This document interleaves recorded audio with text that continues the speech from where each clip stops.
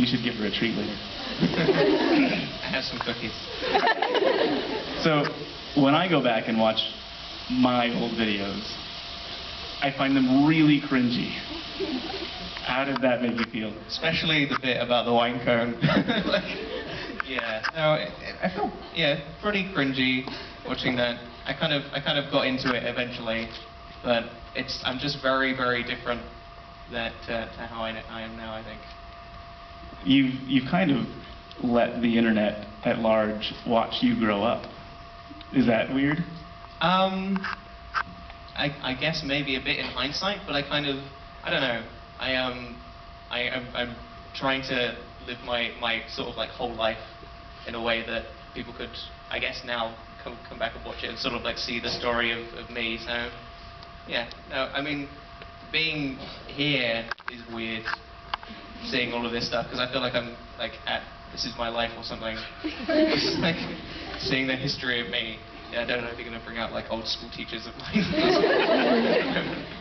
Are there things that you've done or said in a video or a tweet or whatever back then that you wouldn't feel comfortable doing now? I don't know, really. No. There were a couple tweets that I made back in the day where now I'm like, ugh. I mean, there probably are. That was like a bad joke. Yeah. I'm happy for other people to look back at that stuff. For me personally, that's kind of weird. So back in the day, some of you may remember this, there was a video that became popular on the internet. Its intended audience was definitely 18 plus. Its name was something along the lines of like 2 females, 1 vessel. And it involved something that I can only imagine was chocolate soft serve ice cream.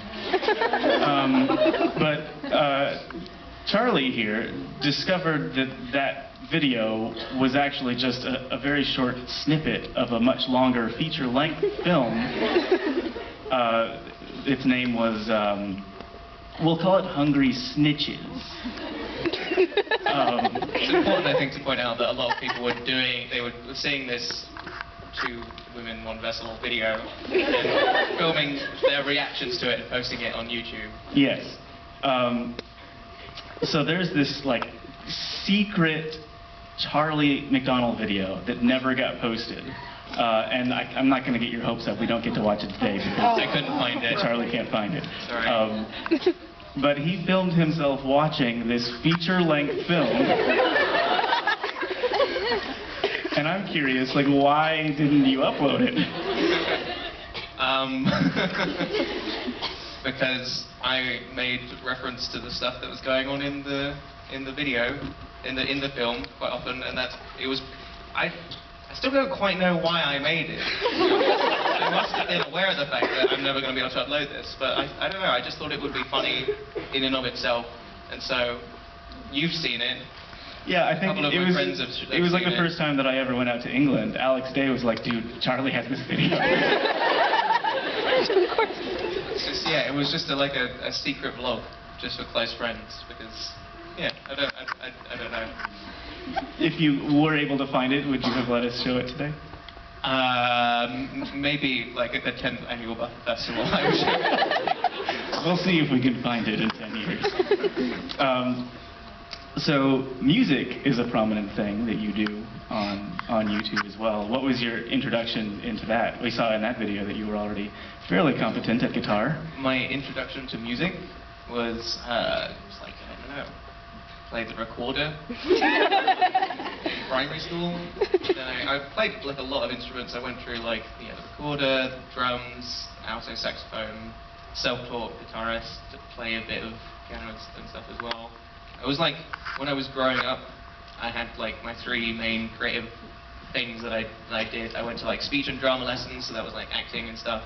And then I was also really into like art and drawing, so I did a lot of drawing cartoons and copying like manga characters and things like that. And then the other thing was just music, which I kind of was pushed into by my like mum, I think.